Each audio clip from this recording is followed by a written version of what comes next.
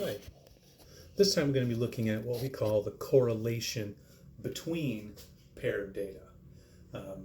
The relationship, like last time we looked at the number of people in the house and the number of pets in the house, and it looked like there was a bit of a relationship that was sort of uphill. The more people there were in the house, the more pets there tended to be in the house, but it wasn't really strong. There were some pretty strong exceptions to that rule. So, want to look at these and talk about the dynamics that we see.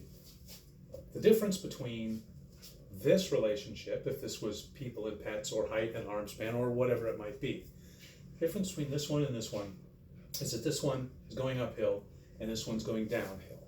All right? Or in other words, as whatever this is increasing, as the number of people is increasing, the number of pets is also increasing. So as we tend to go out the x-axis, we tend to go up the y-axis.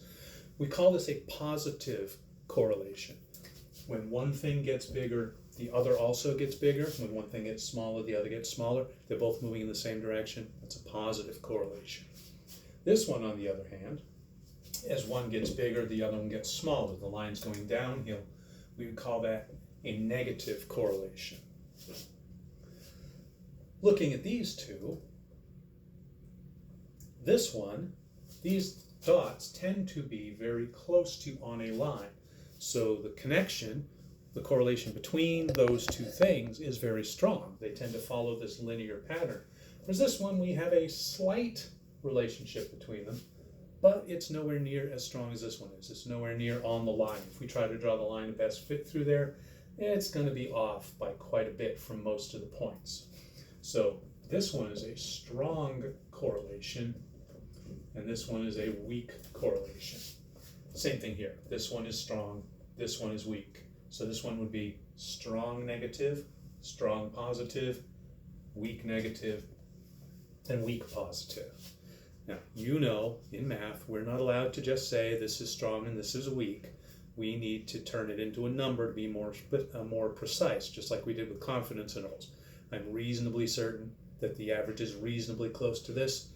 We couldn't leave it at that. We had to say I'm 95% certain that the mean is between here and here.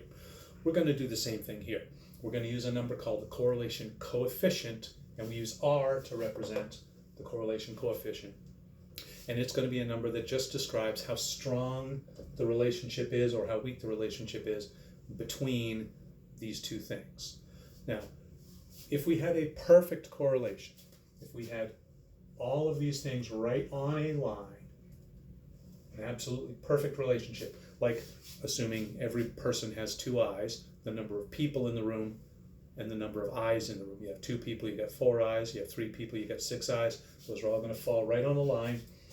The correlation coefficient for that would be 1. That is a perfect relationship in the positive direction between the two things. Correlation coefficient is 1.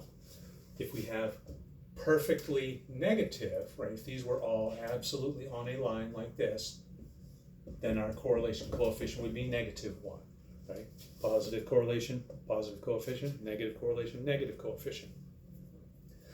This is fairly weak.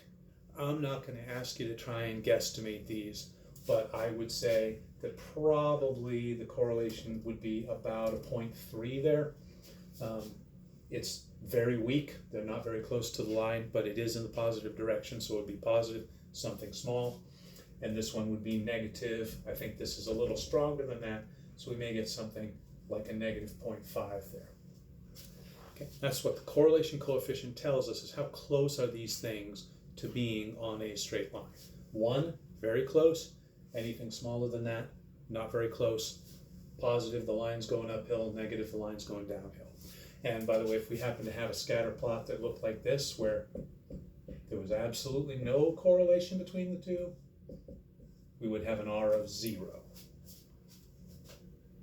That's correlation coefficient.